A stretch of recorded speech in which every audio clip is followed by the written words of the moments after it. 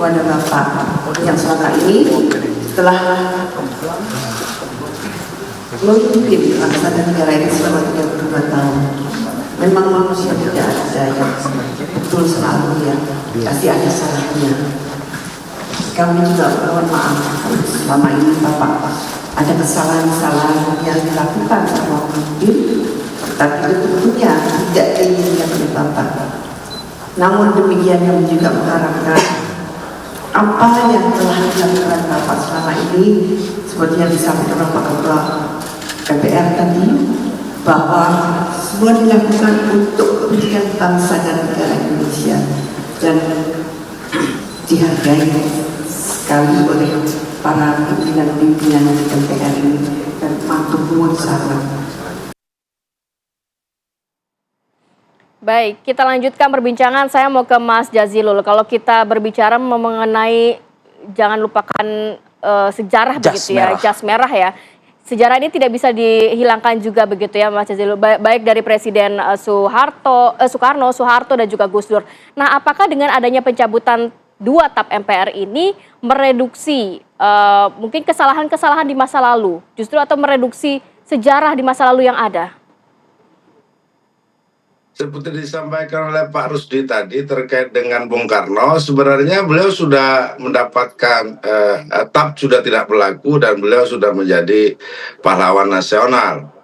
Khusus terkait dengan Pak Harto dan PKB, Pak Harto memang prosesnya diusulkan oleh Partai Golkar dan untuk proses Gus Dur itu diusulkan oleh fraksi PKB atas arahan Ketua Umum juga nasihat para ulama. Nah, dan memang TAP MPR terkait Gus Dur sudah tidak berlaku, mau apa lagi, sudah selesai dan MPR kemudian memberikan penjelasan, penegasan bahwa TAP nomor 2 tahun 2003 sudah tidak berlaku lagi. Nah, sebenarnya ini memberikan klarifikasi, menempatkan posisi sejarah supaya benar, supaya dalam koridor kebenaran dan menciptakan rekonsiliasi. Termasuk juga kepada Pak Harto, kan memang proses hukum sudah selesai. Dan ini disampaikan kepada publik bahwa pasal 4 TAP MPR nomor 11 terkait KKN yang menyangkut Presiden Soeharto sudah selesai di pengadilan. Kira-kira begitu.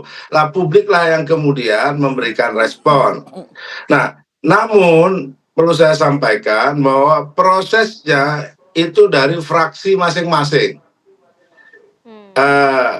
Untuk Pak Harto dari fraksi Golkar, untuk Gus Dur dari fraksi Partai Kebangkitan Bangsa, dan tentu kami berterima kasih kepada fraksi-fraksi yang lain yang kemudian memberikan persetujuannya melalui rapat gabungan MPR dan kemudian diambil keputusan melalui rapat paripurna MPR tanggal 25 September kemarin.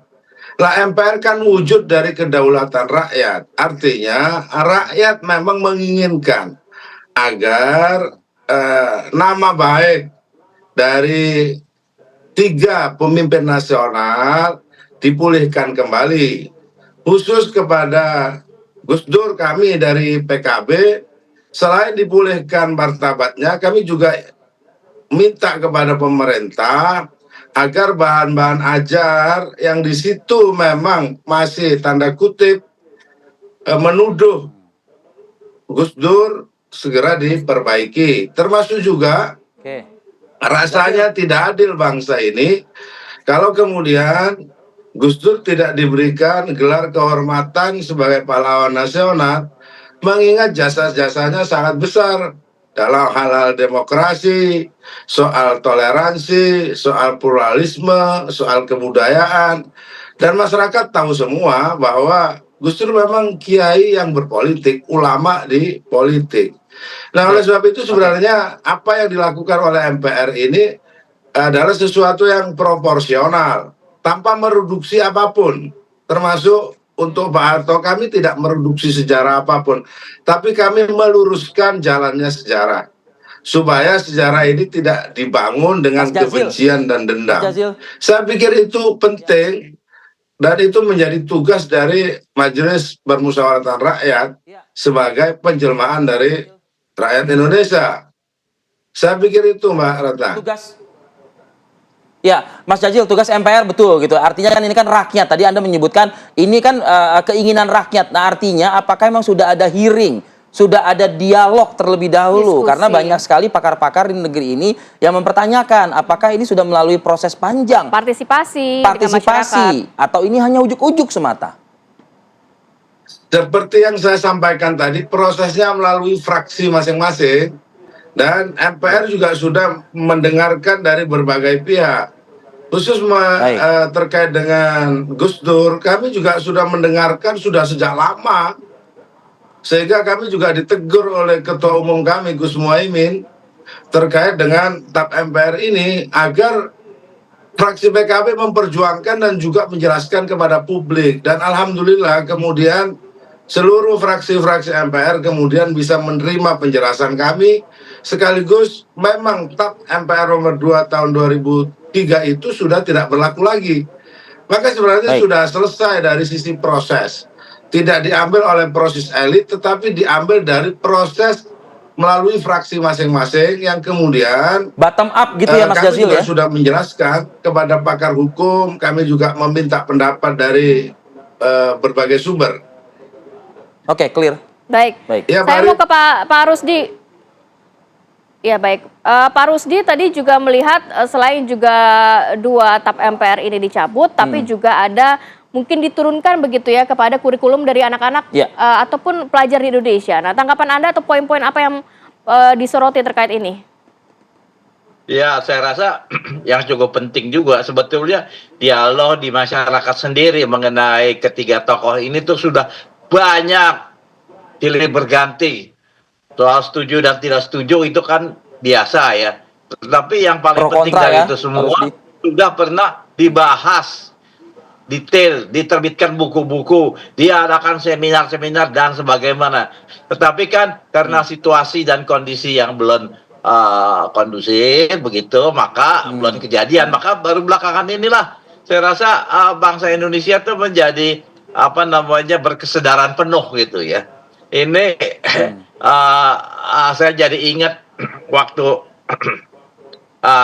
rame-ramenya Bung Karno itu setelah sidang MPRS tahun 67 itu beliau itu banyak sekali permasalahan, bukannya di dalam negeri saja tapi di luar negeri.